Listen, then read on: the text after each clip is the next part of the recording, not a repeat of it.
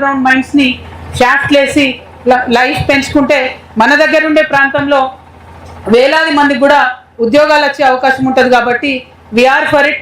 Open cast ఉండాలి, under ground ఉండాలి, రెండిటి మిక్స్ ఉండాలి. సంస్థ నష్టపోకూడదు. అన్నిటికన్నా ముఖ్యంగా ఇవాళ ప్రభుత్వమే అందరికన్నా పెద్ద విద్రోహంగా మారిపోయింది. 50,000 కోట్ల రూపాయలు సింగరేణికి రావాలి. అవి ఇవ్వట్లేదు. ఇవ్వకపోతే ఏమవుతుంది? కార్మికులు కోల్ కట్టర్స్ ఉంటారు, వాళ్ళకి బిట్స్ కూడా లేనటువంటి పరిస్థితి. ఎందుకు లేవు అని అంటే పైసలు లేవు. అదేవిధంగా ఏ చిన్న ఎక్విప్మెంట్ అడిగినా, ఏం అడిగినా కూడా డబ్బులు లేవు అని చెప్పి కార్మికులకు కావాల్సిన పనిముట్లు ఇస్తలేరు. పనిముట్లు ఇయ్యరు, ప్రొడక్షన్ టార్గెట్ మాత్రం తగ్గించారు. మరి ఇది ఎట్లా ఫేర్ అని చెప్పి ఆఫీసర్స్ని నేను అడుగుతా ఉన్నాను. మరి మా కార్మిక మిత్రులందరికీ కూడా తెలుసు, ఏదైనా సరే తెలంగాణ బాగుండాలంటే మనందరం బాగుండాలి. అందరం బాగుంటేనే ఓవరాల్గా రాష్ట్రం బాగుంటుంది. రాష్ట్రం బాగుంటేనే దేశం బాగుంటుంది. అలా జరగాలంటే సింగరేణికి సపరేట్గా మన కోల్ మైన్స్ మనకు రావాలి.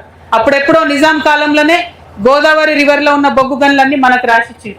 కానీ కేంద్ర ప్రభుత్వం దాన్ని లాగేసుకొని వేరే రాష్ట్రాలకు ప్రైవేట్గా ఇచ్చేటటువంటి ప్రయత్నం చేస్తుంది. వాటిని కాపాడుతాం, సింగరేణి సంస్థని ప్రొటెక్ట్ చేస్తాం. లాస్లోకి పోకుండా సింగరేణిని ఆఫీసర్ల మీద మేము ఒత్తిడి తీసుకొస్తాం. ముఖ్యంగా కార్మికుల వెల్ఫేర్ కోసం పనిచేస్తాం.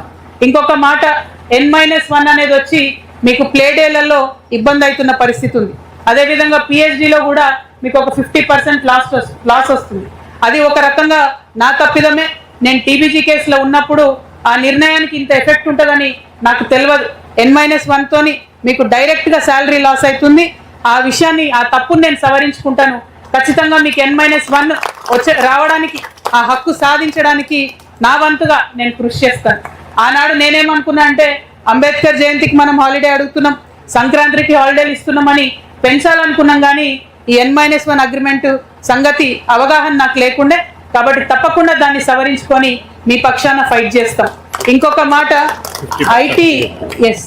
ఐటీలో పర్క్స్ ఏవైతే ఉన్నాయో ఆఫీసర్లను నేను స్ట్రేట్ క్వశ్చన్ వేస్తా ఉన్నా.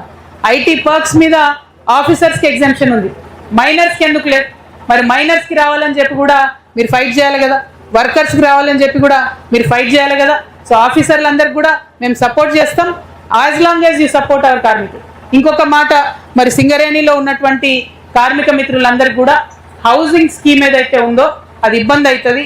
దానికోసం ఒక ప్రత్యేకమైన ఆలోచన చేసి సింగరేణి నుండి సపరేట్గా ఒక హౌసింగ్ బోర్డు పెట్టాలని పెట్టి, ఏ ఏరియాలో పనిచేసే వాళ్ళకి ఆ డిస్ట్రిక్ట్ హెడ్ క్వార్టర్స్లో మీకు ల్యాండ్ ఇవ్వాలనేటటువంటి ఒక ప్రపోజల్ HMS నుండి రియాజ్ అన్న, TRS నుండి నేను మూవ్ చేస్తూ ఉన్నాం.